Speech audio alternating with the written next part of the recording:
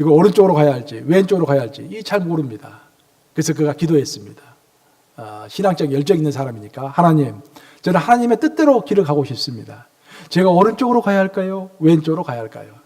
제가 이제 이 지팡이를 그 오른쪽 길과 왼쪽 길 그 중앙에다가 딱 놓고서 손을 놓을 테니까 하나님이 원하시는 방향대로 그 지팡이를 쓰러뜨려 주시옵소서 라고 하고 눈을 딱 뜬 다음에 지팡이를 정성스럽게 그 중앙에 딱 놓고 손을 착 뗐습니다.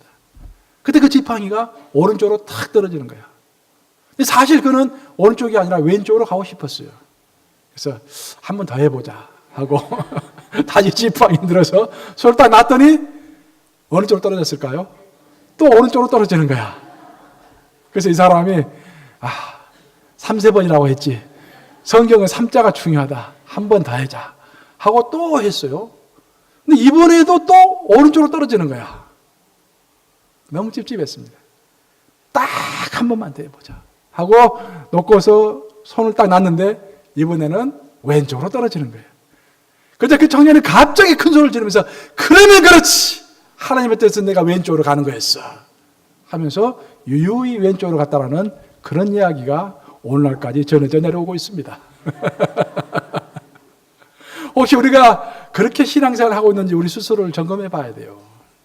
정말로 하나님의 뜻을 가감 없이 열린 마음으로 쫓아갈 각오를 하면서 기도하고 있는지, 아니면 내가 어떤 원하는 것을 위해서 하나님의 뜻을 가지고 확인하려고 하고 있는지 분별해 볼 그런 필요가 있습니다. 성경을 읽어보면 하나님의 뜻에 관한 이야기가 참 많이 나옵니다. 그 하나님의 뜻을 근데 크게 대별해 보면은 하나님의 뜻은 두 가지로 대별이 돼요. 하나는 하나님의 허락하신 뜻이 있고 다른 하나는 하나님께서 기뻐하시는 뜻이 있습니다. 하나님의 허락하신 뜻, the permitted will 이라고 하는데 그래서 약간 부정적인 의미로 사용돼요.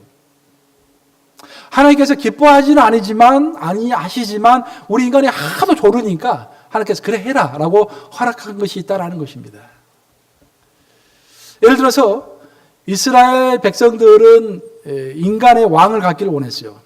그래서 하나님께 왕을 달라고 자꾸 기도합니다. 근데 하나님은 왕을 주기를 원하지 않으셨어요.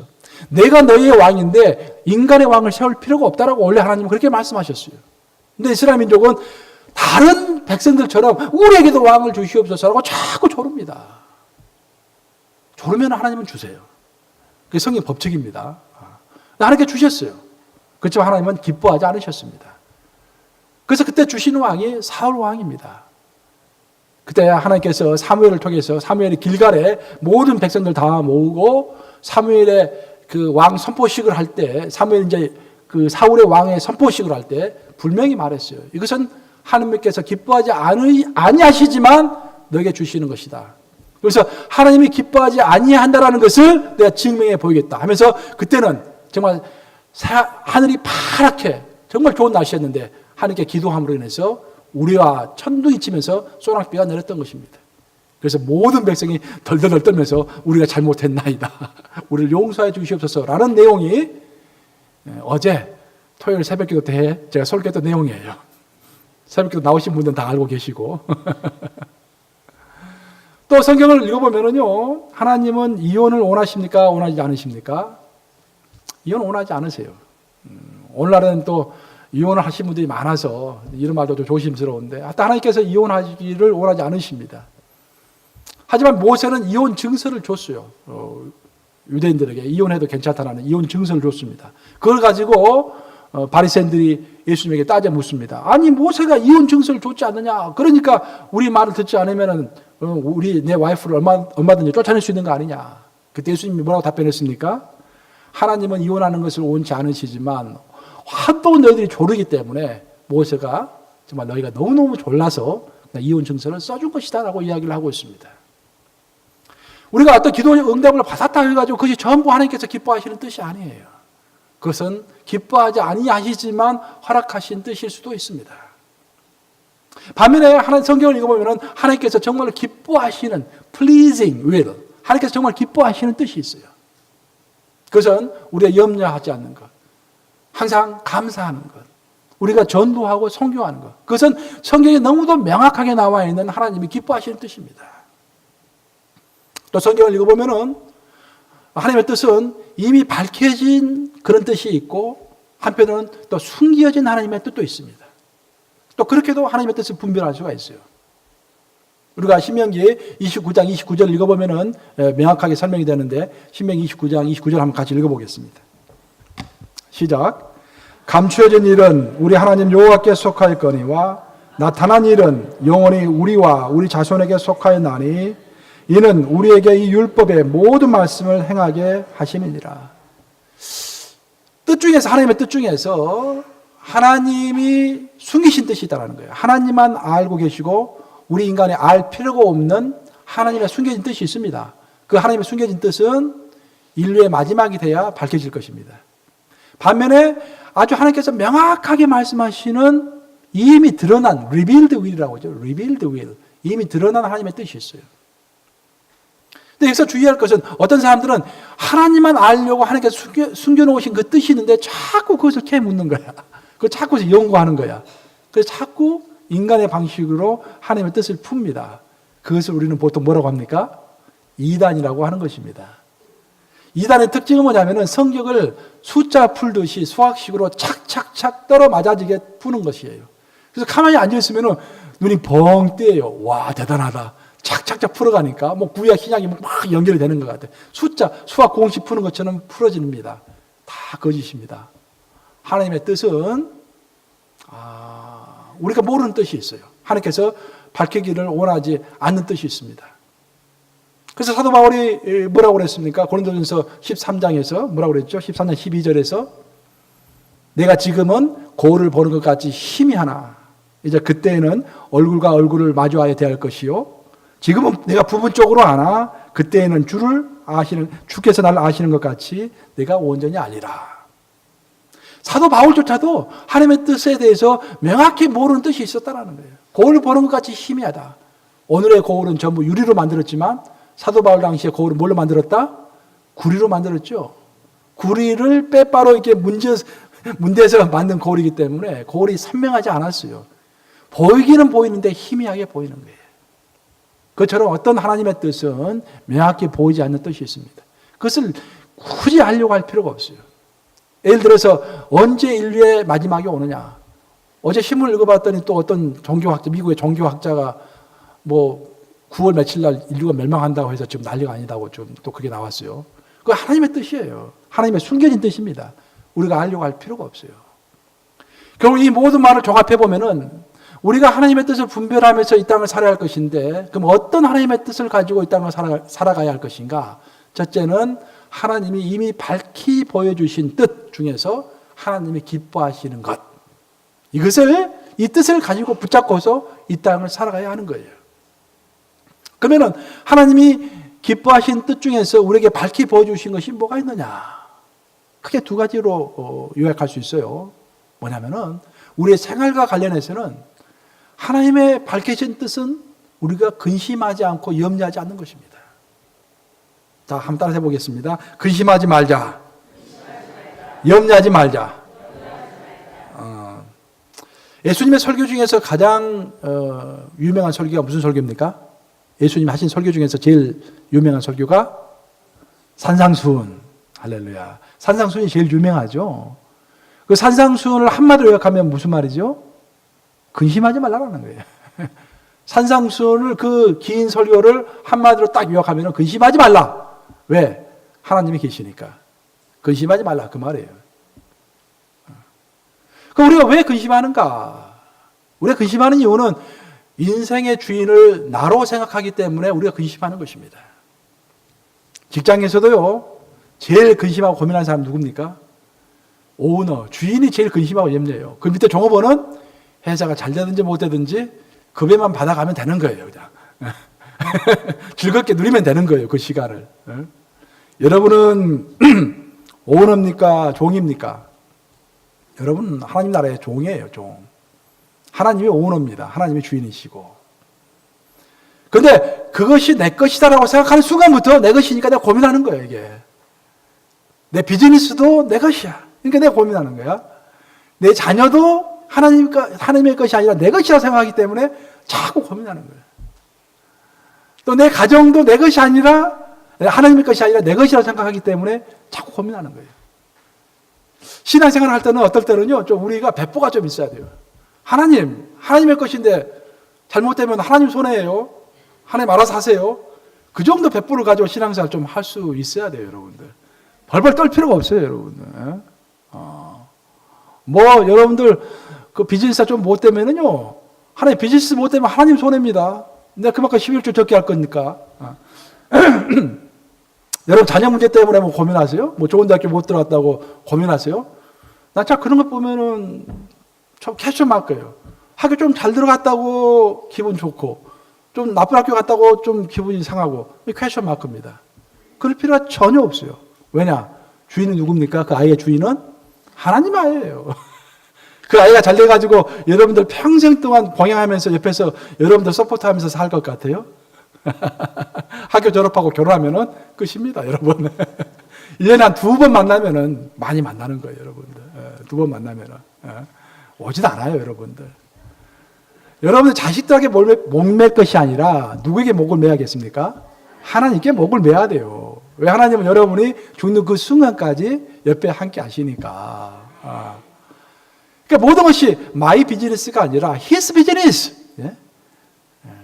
my son이 아니라 his son. my daughter가 아니라 his daughter. 이렇게 하면 마음이 편안해지는 거예요.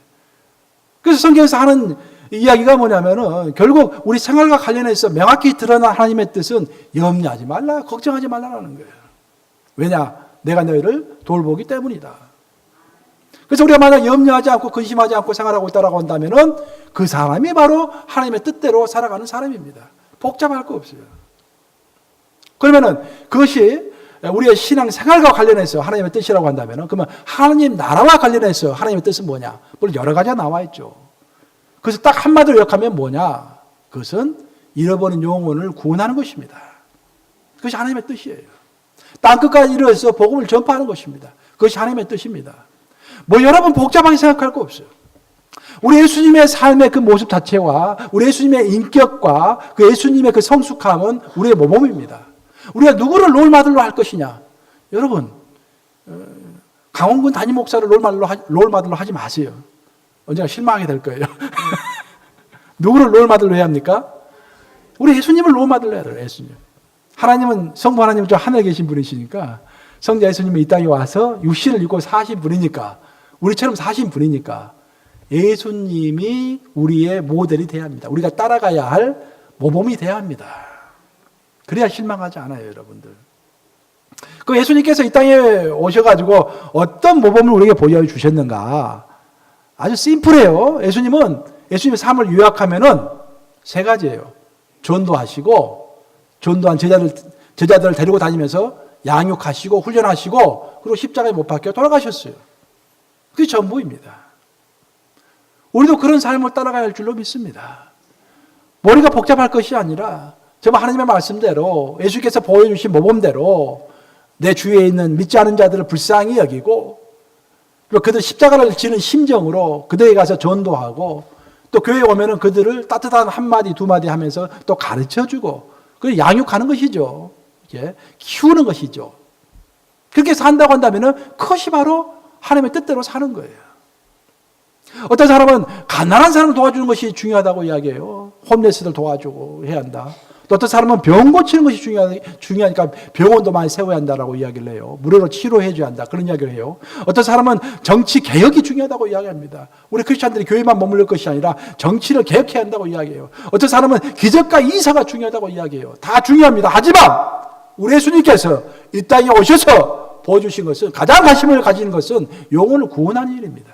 그 영혼을 구원하기 위해서 때때로 병도 치유해 주셨고, 가난한 자들에게 먹을 것도 주셨고, 성전에 들어가서 상을 뒤집어 엎으시면서 개혁을 시도하셨고, 가끔씩 기적과 이사도 베푸신 거예요. 그 모든 목적은 뭐냐면은 내가 하나님이다 라는 것을 보여줌으로 인해서 믿고 따르도록, 그들을 구원할 수 있도록 하기 위해서 그 모든 행동을 하신 것입니다.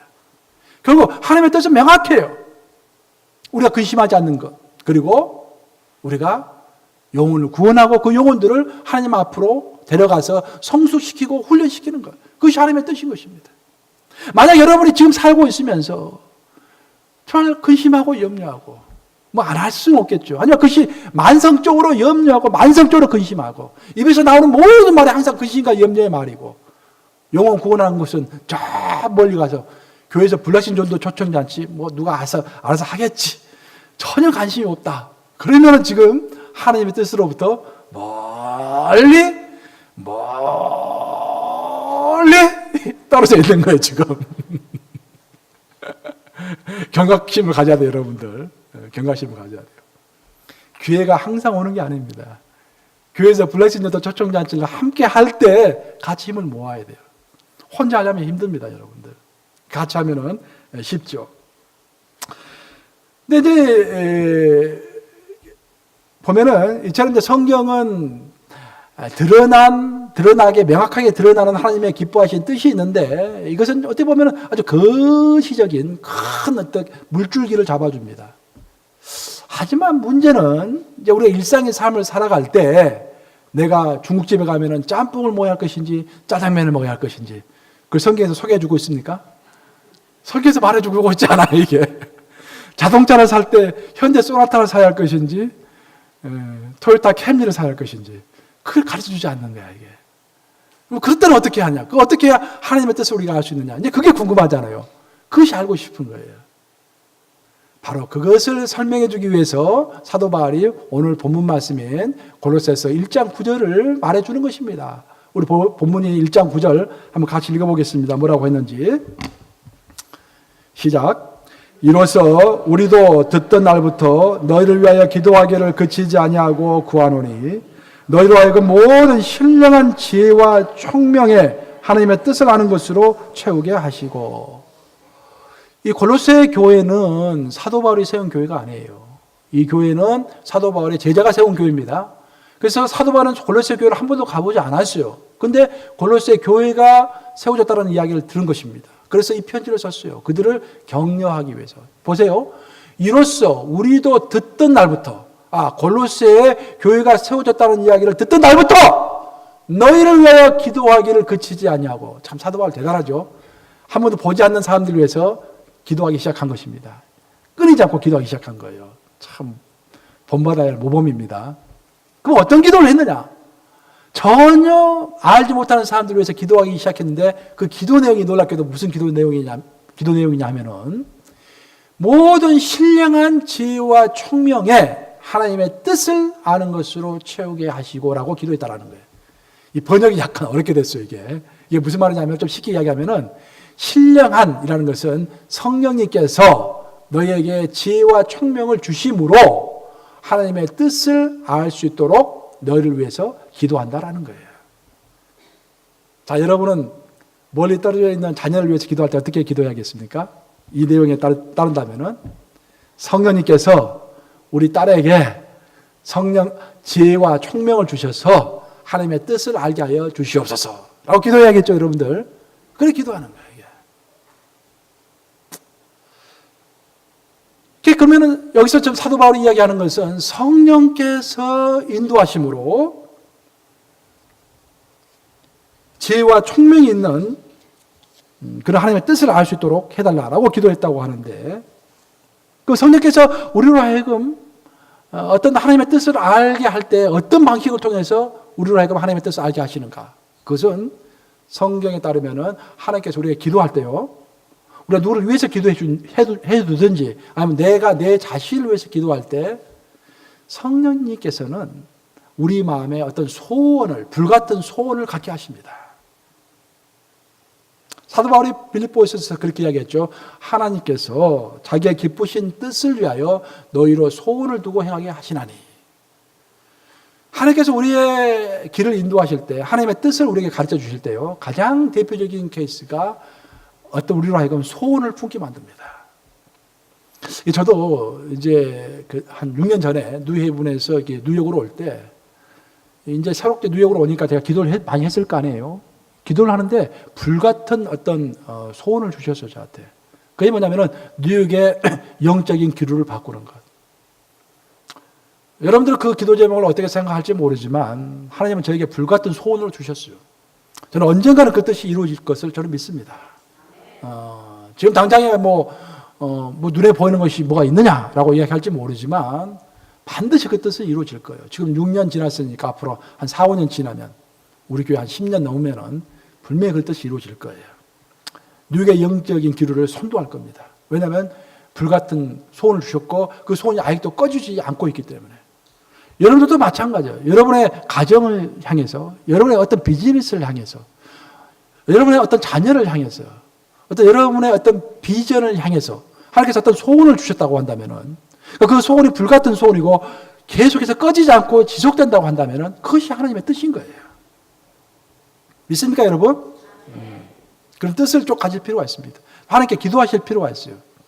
그런데 문제는 여기서 한 가지 문제가 발생하는데 우리가 분명히 내가 마음에 소원을 품었는데 이것이 하나님의 뜻인지 아니면 내 욕심인지 아니면 사탄이 이런 생각을 주는 건지 이게 분별이 안 될 때가 있잖아요. 그렇잖아요. 예. 그래서 성경 말씀이 필요한 것입니다. 성경 말씀을 가지고 내가 소원하고 있는 것, 내가 원하는 것이 성경 말씀에 입에되는지 입에되지 않는지를 살펴봐야 하는 거예요.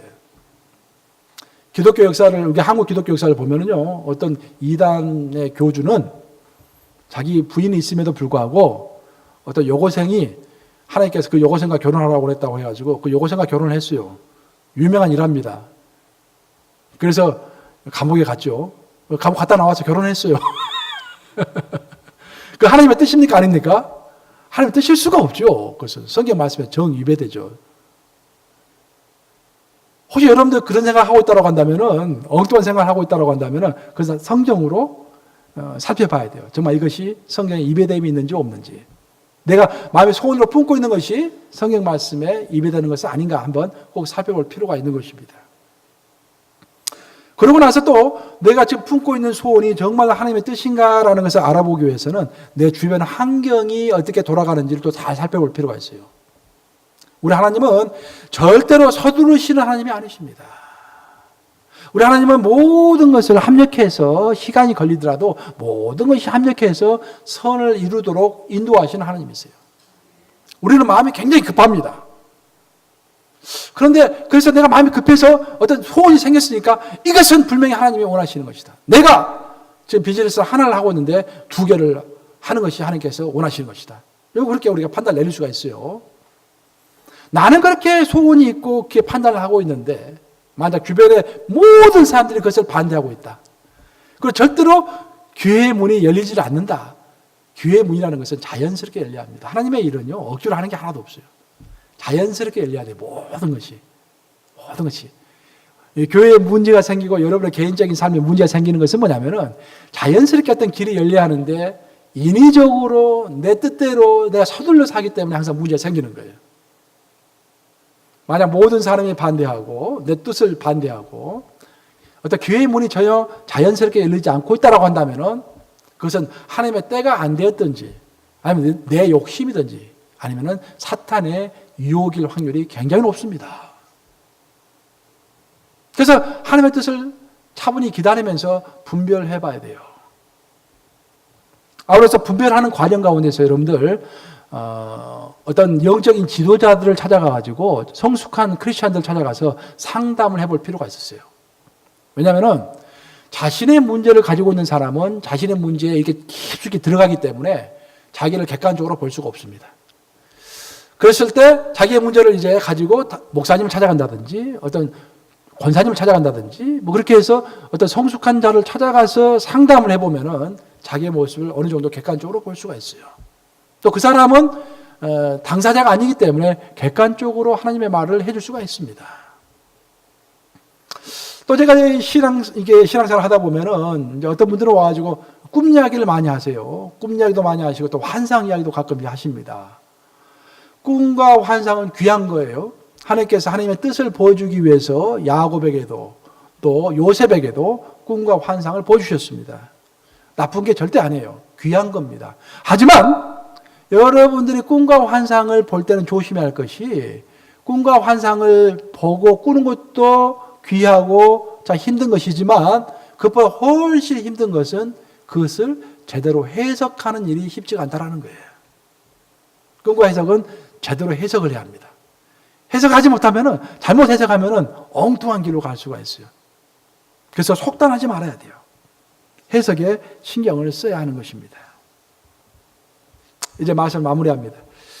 제가 우리가 하나님의 뜻이 무엇인지 또 하나님의 뜻을 어떻게 또 분별할 것인지 제가 쭉 설명을 했는데,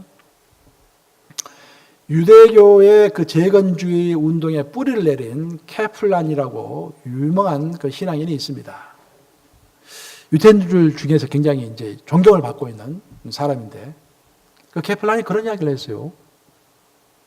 유대인들이 안식일을 지킨 것이 아니라 안식일이 유대인을 지켰다라는 그런 유명한 이야기를 했습니다. 그들은 하나님께서 안식일을 지키라라고 하니까 있는 힘을 다해서 안식일을 지켰어요. 근데 안식일을 지키는 과정 가운데서 다른 사람들은 주일날 다 안식일날 열심히 일하는데 본인들은 아무것도 않고 가만히 있으니까 혹시 경쟁에서 내가 뒤지는 것이 아닌가 막 그런 염려가 있었던 거예요. 그럼에도 불구하고 하나님의 뜻이 확실했기 때문에 그것을 붙잡고 갔더니 오랜 세월이 흐른 후에 뒤를 돌아봤더니 자신들이 전 세계에서 가장 성공한 사람들이 돼 있었던 거예요. 왜냐? 그 안식일을 통해서 그들이 쉬면서 크리에이티브 아이디어, 창조력이 생기고 생산성이 높아지면서 다른 사람들이 생각하지도 못했던 아이디어를 자꾸 내고 또 열심히 효과적으로 일을 하다 보니까 성공할 수 있었다라는 그런 이야기입니다.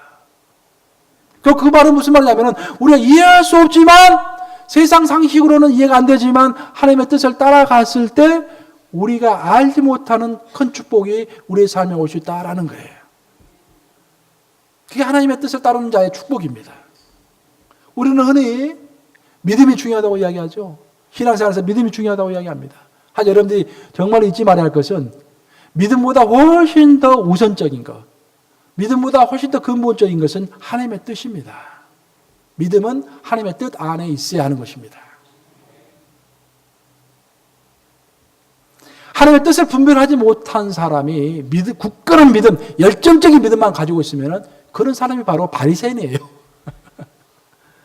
성경에 나오는 바리새인들, 예수님의 일을 항상 방해했던 바리새인들, 성경적인 열정이 대단했던 사람들입니다. 믿음이 또 대단했던 사람들이에요. 우리가 그들의 믿음과 그들의 신앙을 따라가지 못합니다. 하루에 3번 기도하면서 철저하게, 5번 기도하면서 철저하게 신앙생활을 했던 그런 사람들이에요. 그들의 믿음을 우리가 따라가지 못합니다. 하지만 문제는 뭐냐면은 하나님의 뜻을 잘못 해석하고 잘못 분별하고 있었던 거예요.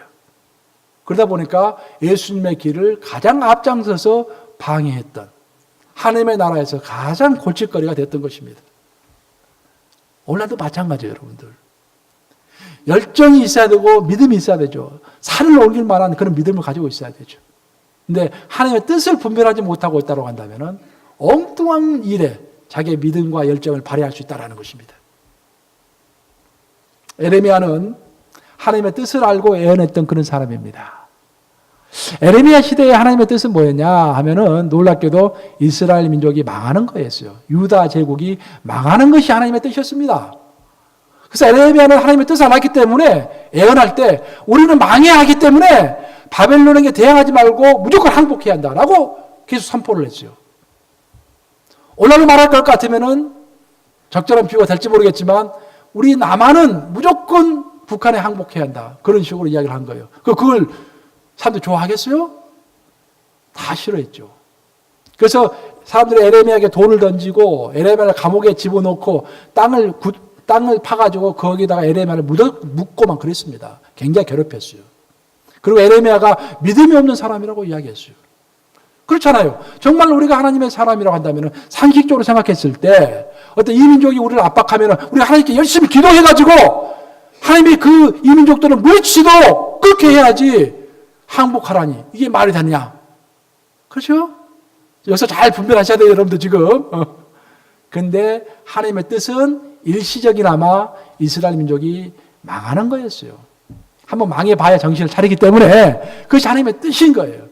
그래서 에레미야는 그 뜻을 알았기 때문에 너희가 아무리 항거하고 너가 아무리 바벨론에게 이게 전쟁을 하고 아무리 하나님께 기도해도 소용없다.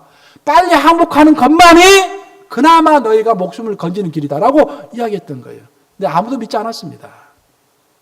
그 전쟁을 했죠. 결과가 어떻게 됐습니까? 확 거의 힘도 써보지 못하고 완전히 다 멸망했을 뿐만 아니라 있는 모든 사람들이 다 포로로 끌려갔죠. 그때 끌려간 사람들이 에스겔, 다니엘 다 끌려갔지 않습니까? 포로로. 하나님의 뜻은 정해져 있었습니다. 유다 백성들은 그 뜻 안에서 그들의 믿음을 갖는 것이 필요했던 것입니다. 우리들이 살고 죽는 것, 우리들이 성공하고 실패하는 것, 그 모든 것이 하나님의 손에 달려있다고 성경은 이야기합니다. 그래서 다른 말로 이야기하면 우리가 살고 죽는 것, 우리가 성공하고 실패하는 것, 하나님의 뜻 안에 있다라는 것입니다. 우리는 성공을 위해서 열심히 기도합니다. 하지만 하나님의 뜻이 우리가 일시적으로 실패하는 것이 하나님의 뜻이라면 우리가 또 여러분이 아무리 열심히 기도해도 여러분은 실패할 것입니다. 이해되죠, 여러분들? 이 부분을 잘 이해하셔야 돼요.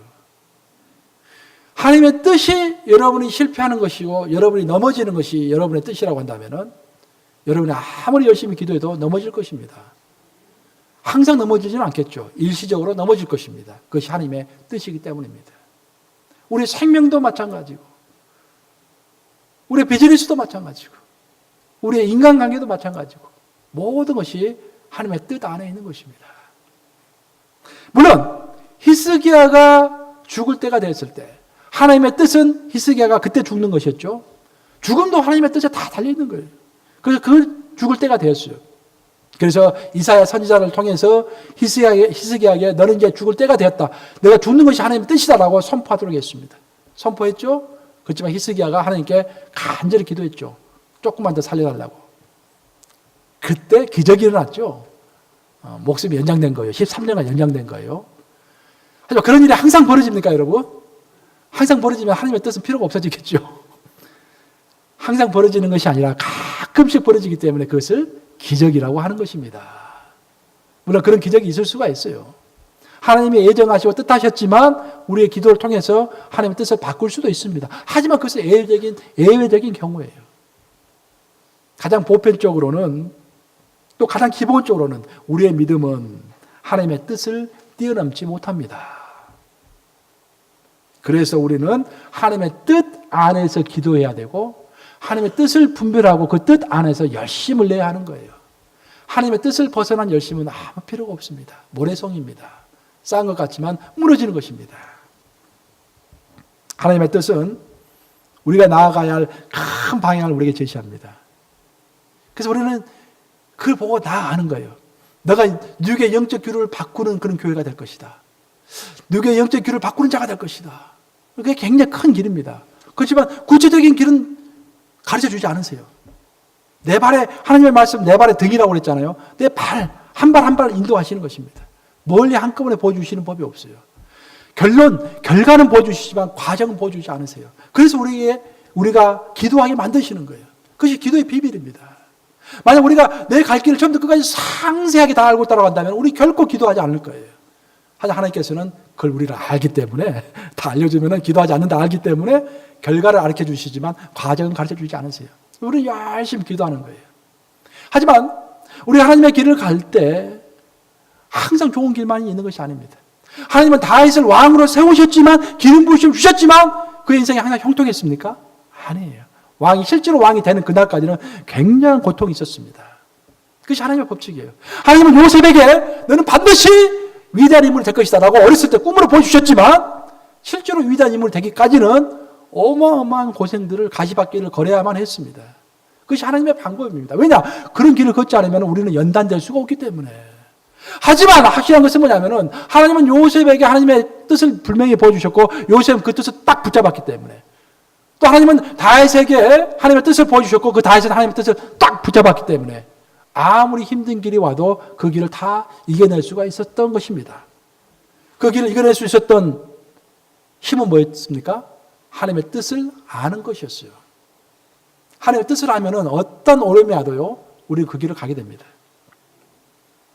기독교 역사에서 325년은 굉장히 중요해요. 기독교 역사를 공부해 보면 325년에 니케아 종교회의가 열렸죠. 그 니케아 종교회의를 통해서 성삼위일체 이론이 확립이 된 것입니다. 그전엔 성삼위일체라는 것이 없었어요. 그러니까 계속 싸우는 거예요. 성부 하나님이 성자의 성령보다 훨씬 더 높다. 아니다. 성령이 더 높다. 막 그런 식으로 계속 싸우는 거예요. 교회가 하나 되지 못했어요. 325년에 드디어 성삼위 일체, 한 분이시다, 하나다, 일체다 라는 것이 확립되면서 교회가 안정을 되찾습니다. 그러면 그렇게 논란이 많았던 것들이 어떻게 해서 이게 합의를 볼 수 있었는가? 역사적인 기록을 읽어보면요, 놀라운 사실을 발견되는데, 니케아 종교회의를 위해서 니케아에 300명의 사람이 모였습니다. 근데 그 300명의 사람이 모였는데 놀라운 것은 어떤 사람은 한쪽 눈이 없는 사람이고, 어떤 사람은 두 팔이 없고, 어떤 사람은 왼쪽 발이 없고, 불구자들이 참 많았어요. 그들이 왜 불구자가 됐을까요?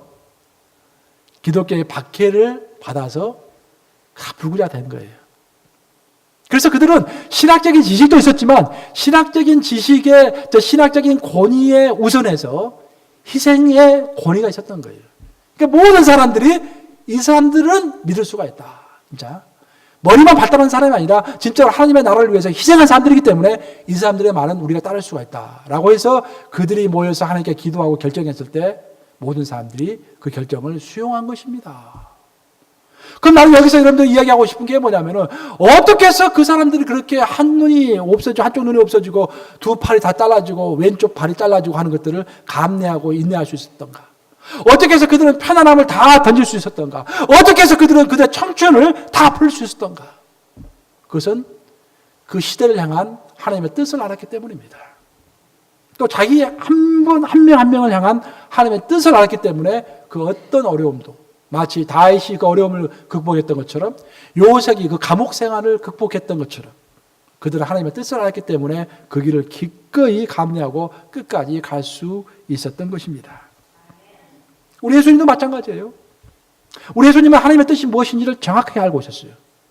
그래서 아버지 이 잔이 넘어갈 수 있거든 넘어가게 해 주시옵소서. 하지만 내 뜻대로 하지 마시고 하나님 뜻대로 하시옵소서라고 하면서 기꺼이 고통의 십자가에 매달릴 수 있었던 것입니다. 왜? 하나님의 뜻을 알고 있었기 때문에. 사도 바울도 마찬가지예요. 사도 바울이 유명한 고백을 했죠. 이제 너희를 위하여 받는 내 괴로움과 그리스도의 남은 고난을 그분의 육체가 되신 교회를 위하여 이제 내 육체에 채우노라 라는 그런 유명한 고백을 했지 않습니까? 내가 너희를 위해서 괴로움을 당한다라는 거예요. 또 교회를 위해서 그리스도의 남은 고난, 그리스도께서 미처 다 받지 못한 고난을 이제 내가 받는다. 왜?